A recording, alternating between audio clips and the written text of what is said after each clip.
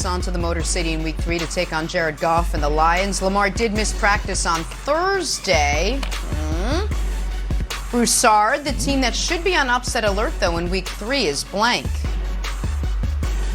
The Cleveland Browns, Jenna, and I hate to do this for one of my hometown teams. I moved around a lot as a kid, but Cleveland should be on upset alert because they, until proven otherwise, the Browns play to the level of their competition.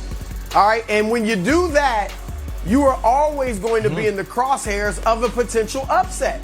Last year, that's fair. They squeaked by. They struggled with, but they beat Cincinnati, Houston, Philadelphia, Jacksonville, all hapless teams last year. And then a few weeks after those games, they lost to the Jets. It caught up to them. All right, and when you play to the level of your competition, it will eventually catch up with them. So this is a big test for the Browns. You got a tough Chicago defense. They're a brick wall against the run.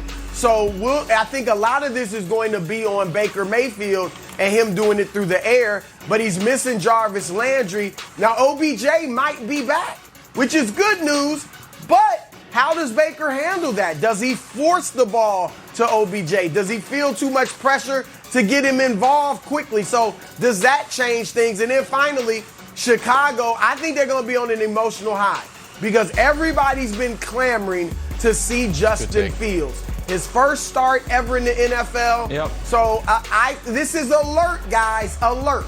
They're not an upset pick, but it's an alert. An alert. Watch out. Okay. It's on, what is it, red, orange, I've whatever. learned from It's Broussard on this. Brown. All right, 90% of what Broussard said I think was really smart commentary. I missed 10% of it because I got distracted, I must admit, because #1 fan of the show, Lil Wayne, just texted me, and it just says neck right. That's what I'm calling you now, neck right. You know what? That could catch on, Wheezy. I like that. I like that a lot, actually. All right, now before we give my answer, I want to explain something here.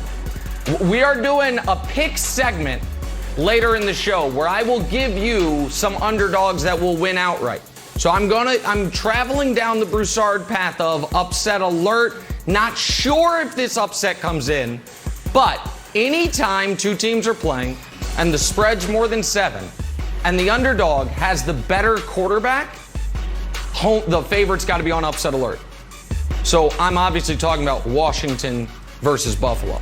So I know what you're thinking. Oh, Nick, you must be high on Heineke. I do actually like Heineke a bit. Yeah. However, this is not about Heineke being awesome.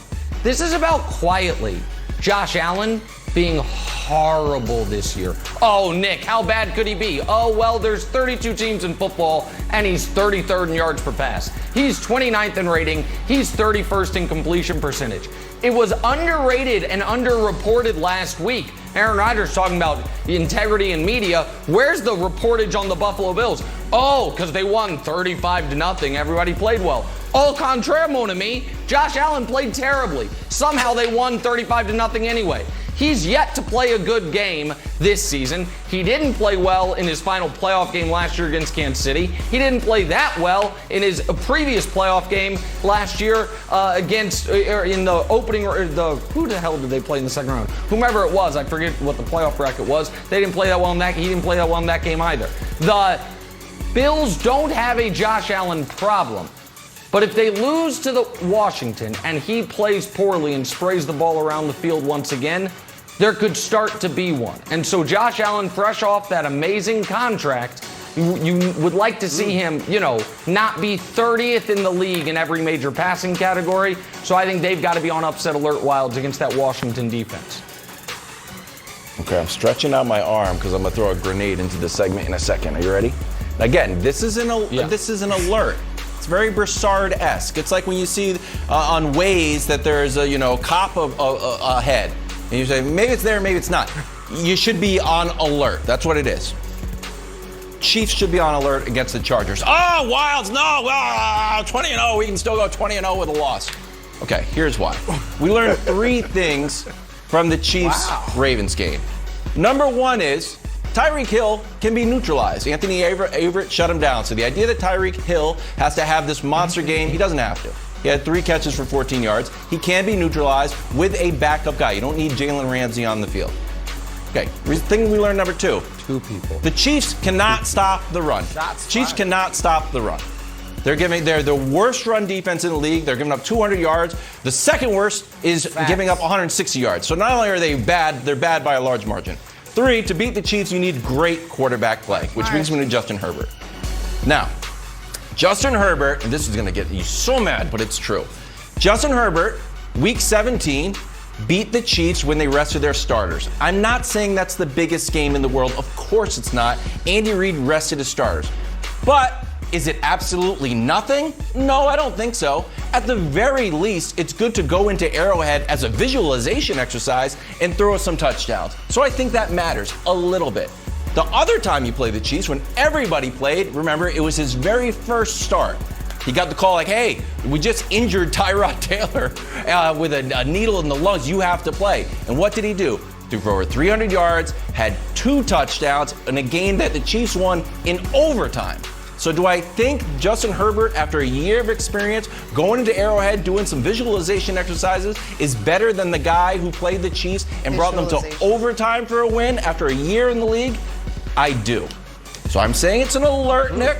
I'm not saying they win, but it's an alert. It's a high-level alert. I've upgraded it, or it's a high-level alert. Chargers and Chiefs. Yeah. All right, I've got 2 visualization exercises for Wilds to do during the break. The first one is visualize the Chiefs game where Tyreek Hill was shut down by one person, because it doesn't exist. He wasn't shut down by Anthony Everett. He was double-teamed the entire game. The second visualization exercise is visualize Monday morning you looking like a fool because the Chiefs roll over the Chargers. And you're like, oh, but he beat Chad Henne in Week 17. Why didn't that carry over? Because, of course, it didn't, you doofus. This is a terrible take. Just it's a an terrible alert, take. Not just an alert. Okay, yeah, an alert. And I'm I got one. alerting the Can you audience that's a terrible visualize- take. I'm proud of you. Can you Wild. visualize Sam Darnold 3-0? Yeah. Why not? Zoop, put them together. Save even more. Some things are better together, aren't they? Like, tea and crumpets. You wouldn't bundle just anything. Like, say, a porcupine in a balloon factory. No, that'd be a mess. I mean, for starters, porcupines are famously no good in a team setting. Geico. Save even more when you bundle home and car insurance.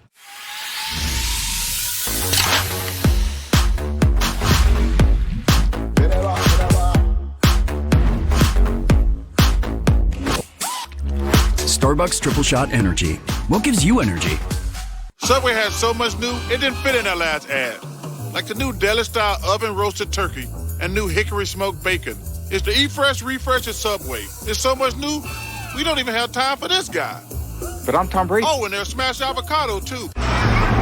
Before, we'd always be late and on empty. Now we're just late. Kids? Before, no one used to listen to me. Hello, ID?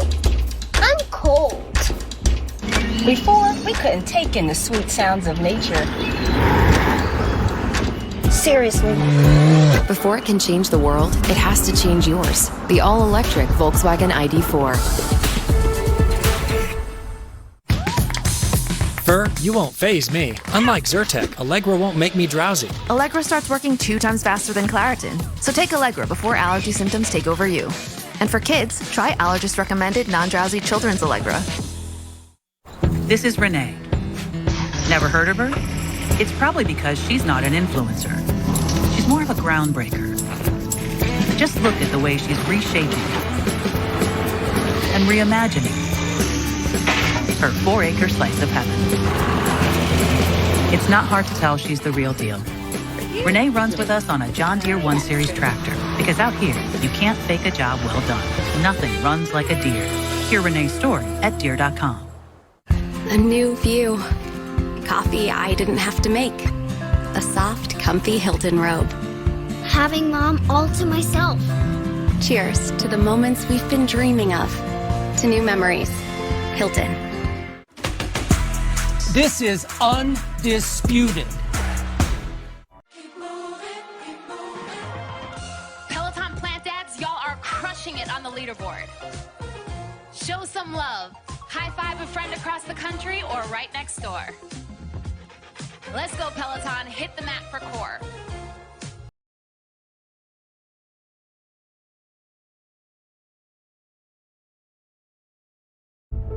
Helping families with mesothelioma is all we do. My firm has been offering a free book on mesothelioma for over 10 years. Since that time, hundreds of people with mesothelioma have trusted us to represent them. We have local offices throughout the U.S. and there is no risk to you. Mesothelioma really is all we do. Call us at 1-800-300-7914. That's 1-800-300-7914. Or go to mesobook.com. More machines. Play online with your friends. Destroy your enemies. Experience massive battles. Available on the App Store and on Google Play.